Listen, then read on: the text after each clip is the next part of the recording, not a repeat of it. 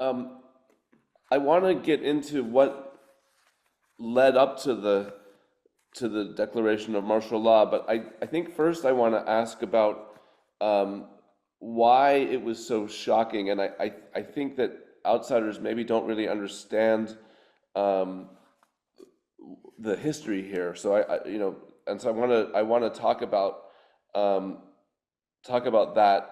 What is the relevant history with regard to the country's relationship to the military and the history of dictatorship that explains like why this was such a shocking moment? Um, yeah, I can take this. Yeah, so martial law has a very specific historical referent in Korea.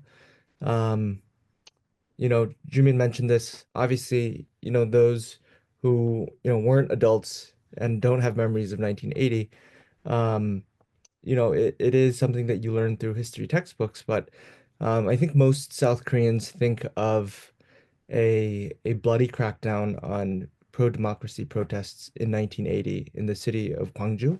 And that is maybe the most famous instance of martial law being declared. Um, and it was basically a wave of protest in this city against a military dictator named Chun Doo-hwan.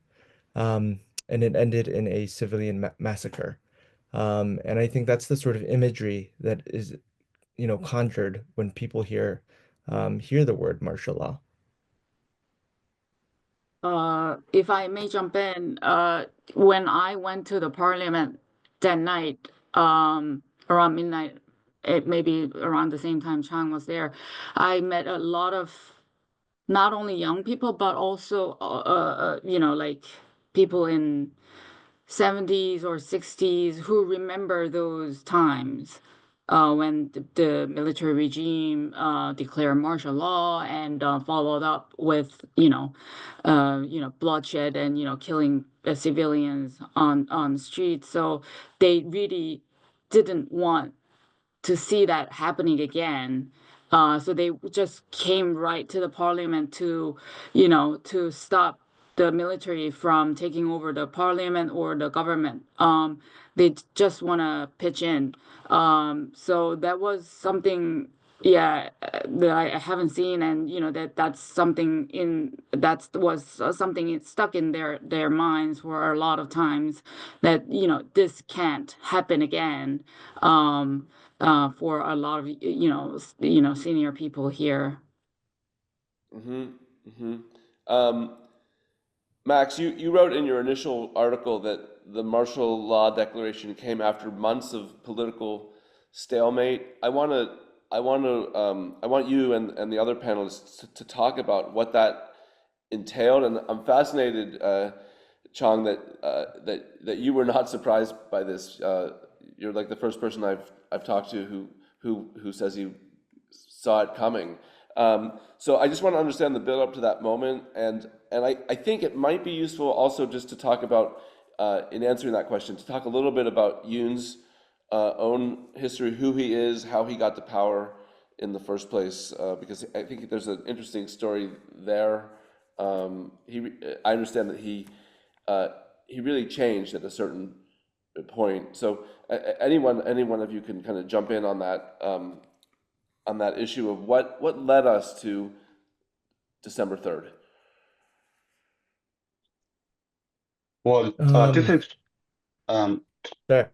totally Sure. my it's my totally this is my personal opinion. Nothing has to do with the New York Times, but I think the scandal of the Myung Tae-gyun who have been involved uh